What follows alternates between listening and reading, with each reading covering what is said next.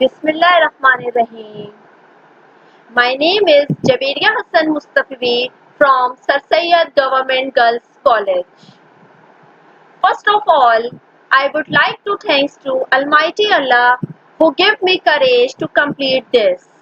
And after that, my respected principal, Professor Khalda Parveen, who advised me to do that. So today, I am delivering a online lecture to you. So my topic is Introduction to Plant Diversity. Introduction to Plant Diversity. अपने इर्द गिर्द, अपने कमरों में, घर में और मतलब जहाँ जहाँ आप अपनी निगाहें दौड़ा सके, आपको हर जगह क्या मिलेंगे? पौधे, प्लांट्स, हर जगह फैले हुए हैं। किस कदर वसी है ये पौधों की दुनिया। कहीं ये पौधे हमारे घरों में, हमारे कमरों की जीनत बने हुए हैं, तो कहीं झीलों में, कहीं तालाबों में उगे हुए हैं, कहीं ताहद्दे निगाह फैले हुए जंगलात की सूरत। क्या आपने कभी ये सोचा है कि ये किस कदर कितनी वैरायटी है पौधों के अंदर, कि मतलब पूरी दुनिया में इनकी लाखों करोड़ों स्पीसीज जो है वो फैली हुई। आज जब हम यहाँ बैठ के BSc 1 में ये पढ़ते हैं कि पौधे क्या हैं, पौधों के बारे में, तो सबसे पहले बात आती है, जैसा कि कुरान में सूरह वाक़िया में अल्लाह ताला ने इरशाद फरमा दिया है, अंतुम तज़रूनहु अम नहनु ज़ारिऊन, तुम इसको उगाते हो या हम इसके उगाने वाले हैं। तुम इसको उगाते हो या हम इसके उगाने वाले हैं। हर जगह पूरी कायनात में जो है ये पौधे हमारे बिखरे हुए हैं, कहीं मैदानों में फैले हुए हैं तो कहीं झाड़ियों की सूरत। तो बात ये है अजीज तलबा तालबात के हमें इनकी पढ़नी है क्लासिफिकेशन, कि इन तमाम फैले हुए पौधों को लाके इतना सा समेट लिया जाए कि हमें ये पता चल जाए कि हम पढ़ क्या रहे हैं। बात समझ में आ रही है ना आपके? क्या करना है, पौधों को समझने से पहले और इनको पढ़ने से पहले कुछ बुनियादी बातों का समझना इंतहाई जरूरी है। तो एक चीज होती है, उसे हम कह सकते हैं क्लासिफिकेशन ऑफ प्लांट्स। क्या है?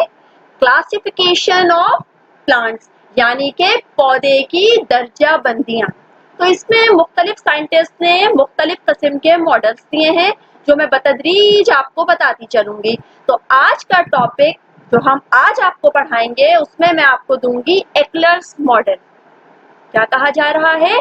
एक्लर्स मॉडल, यानी कि एक्लर साहब क्या फरमा रहे हैं कि पौधों को किस तरीके से क्लासिफाई कर दिया जाए। तो हम पहले बात कर रहे हैं किसकी? किंगडम प्लांटाई। किसकी बात कर रहे हैं? किंगडम प्लांटाई। प्लांट्स क्या होते हैं?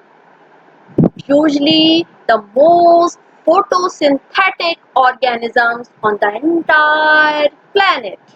बात समझ में आ रही है ना आपकी? तो पौधों को सबसे पहले कैसे क्लासिफाई किया जाता है, आइए देखते हैं इस स्लाइड की सूरत।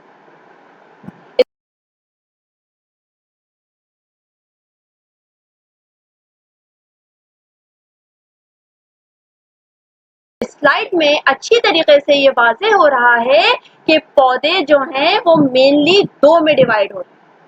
Plants are mainly classified into two groups. Number 1, cryptogams. Number 2, phanerogams. Cryptogams, phanerogams. Cryptogams, phanerogams. Cryptogams, phanerogams. तो अब सवाल ये पैदा होता है कि क्रिप्टोगैम्स क्या होते हैं और फेनेरोगैम्स क्या होते हैं। सो क्रिप्टोगैम्स क्या होते हैं? What are cryptogams?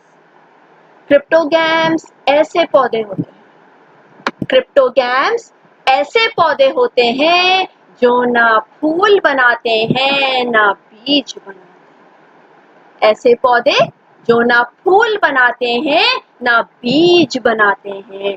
No seed no flower, no seed no flower, no seed no flower, but spore producing plants.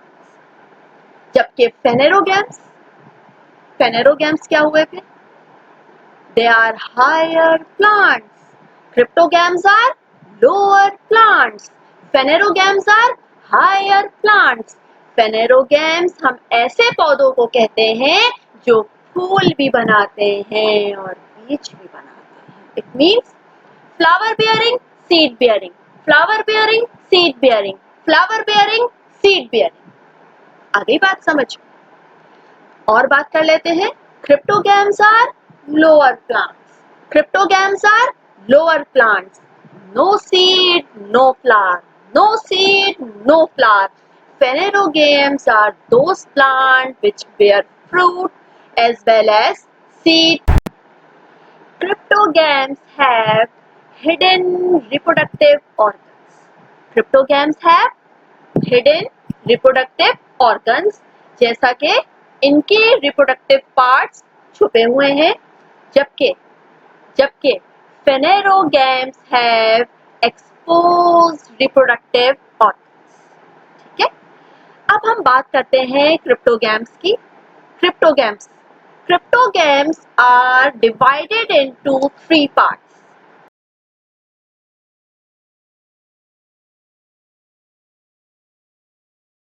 Cryptogams are divided into how many parts? Three parts. Number one, Halophyta. Number one, Halophyta. Number one, Halophyta. Number two, Bryophyta. Number two, Bryophyta. Number three, Pteridophyta. Number three, Pteridophyta. याद कर लीजिए.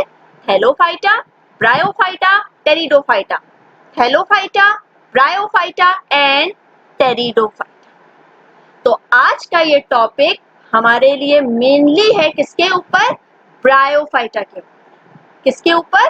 Bryophyta के ऊपर. आज हम बात करेंगे कि क्रिप्टोगैम्स में ब्रायोफाइट्स आखिर होते क्या हैं. इस तरीके से हमें हर पौधे का पता चलता चला जाएगा कि किस पौधे में क्या क्या कैरेक्टर्स पाए जाते हैं. ठीक है. अब ये जो ब्रायोफाइट्स हैं, अगर आप इसकी क्लासिफिकेशन को देखें, मैं भी बताती हूँ ब्रायोफाइट्स क्या होते हैं, लेकिन अगर आप इसकी क्लासिफिकेशन पे नजर डालें तो ब्रायोफाइट्स जो हैं वो भी मजीद 3 में डिवाइड हो जाते हैं. ब्रायोफाइट्स भी 3 में डिवाइड हो जाते हैं. ये मैं अभी आपको आगे चल के बताती हूँ. अब हम बात कर रहे हैं ब्रायोफाइट्स की.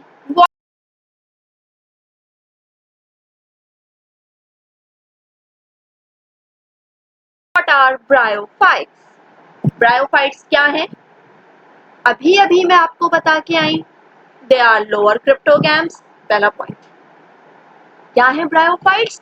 दे आर लोअर क्रिप्टोगैम्स. बात समझ में आ गई? यानी कि लोअर क्रिप्टोगैम्स हैं. अभी आपको बताया गया no seed no flower. No seed no flower. इसका मतलब क्या हुआ कि ब्रायोफाइट जो हैं लोअर क्रिप्टोगैम्स हो गए. इसका जो सबसे मेन तरीन पॉइंट है जो आपको हर किताब में लिखा हुआ मिल जाएगा वो क्या है? Bryophytes are non-vascular plants. क्या मतलब? Bryophytes are non-vascular plants. इसका मतलब क्या हुआ? वेस्कुलर का मतलब क्या होता है? यानी कि बताइए होगा ना आपको, जाइलम और फ्लोएम मौजूद हो. पौधे के अंदर जो वाटर ट्रांसपोर्टेशन का अमल है वो कौन करता है? जाइलम. और जब फोटोसिंथेसिस हो जाती है, जो इंशाल्लाह हम आपको आगे सिखाएंगे कि कैसे हो जाती है, उसके बाद जो पौधा अपना खाना तैयार करता है वो फ्लोएम पूरी प्लांट बॉडी में तरसील करता है. यानी कि जाइलम और phloem they are known as vascular bundles. और अब हम कह रहे हैं Bryophyta are non vascular plants. यानी कि ब्रायोफाइट्स में वेस्कुलर बंडल होते ही नहीं है. तो ये क्या बात हुई भाई? क्या ब्रायोफाइटा में फोटोसिंथेसिस नहीं होती? अगर फोटोसिंथेसिस नहीं होती तो ये प्लांट में कैसे आया? अभी आपको बताया था ना कि प्लांट्स जो हैं उनके अंदर क्लोरोफिल होता है और वो लाजमी फोटोसिंथेसिस करते हैं. तो ब्रायोफाइट्स भी फोटोसिंथेसिस करते होंगे, जब तो इस किंगडम में शामिल किया गया है. Are you getting my point? मैं आपसे क्या कह रही हूँ? अब मैं आपसे कह रही हूँ कि ब्रायोफाइटा के अंदर कोई भी किताब उठा के देख लीजिए, सब यही कह रही है they are non vascular plants, they are non vascular plants. यानी कि ब्रायोफाइटा में ना जाइलम होता है ना फ्लोएम होता है। फिर क्या होता है? तो फिर जाइलम और फ्लोएम का काम होता भी है या नहीं होता है ना गौरतलब बात? सोच के देखिए। तो चले,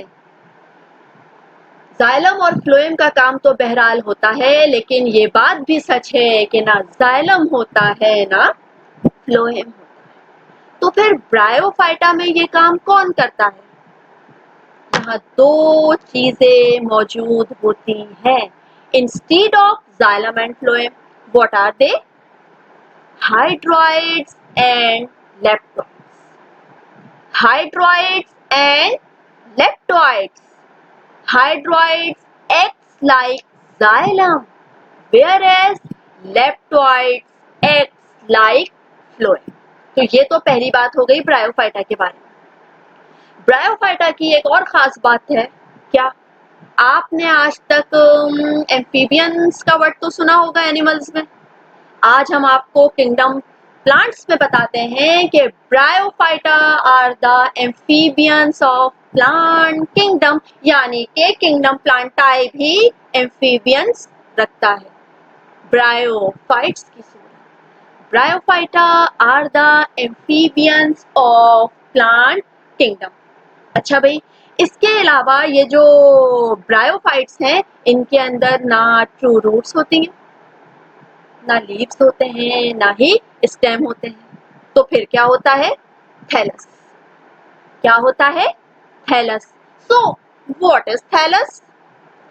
थैलस हम एक ऐसी चीज को कहते हैं, याद कर लीजिए, थैलस हम एक ऐसी चीज को कहते हैं which cannot be differentiated into root, stem and leaves.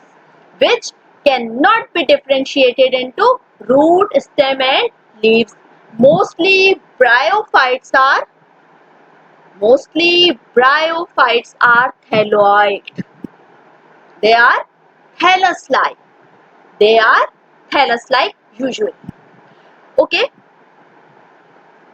इसके बाद they are land plants which possess an embryo. They possess an embryo, and sterile jacket layer is present around reproductive organs of bryophyta. Okay. After that, bryophytes are classified into three groups. Bryophytes are classified into three groups. आप जैसा कि slide में देख सकते हैं, ये तीन groups अब कौन कौन से हैं? नंबर 1, हेपेटिसाई. हेपेटिसाई और ऑल्सो नोन एज लर्वट्स. नंबर 2, एंथोसेरोटाई यानी के हॉर्नबर्ड्स. नंबर 3, मस्काई और we can say that mosses. Liverwort, hornwort, mosses, liverwort, hornwort, mosses, liverwort, hornwort, mosses और हेपेटिसाई, एंथोसेरोटाई, मस्काई. This is the classification of Bryophyta. अब हम आपको बता रहे हैं लिवरवर्ट की एग्जाम्पल है Riccia, Marchantia and many more. Riccia and मार्गेंशिया.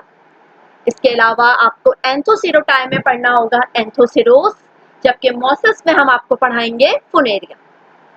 Riccia की, एंथोसेरोस की, फुनेरिया की आपको पूरी लाइफ साइकिल इंशाल्लाह ताला पढ़ाई भी जाएंगी और आपको समझाई भी जाएंगी और उसके बाद पेपर में आपसे पूछी भी जाएंगी.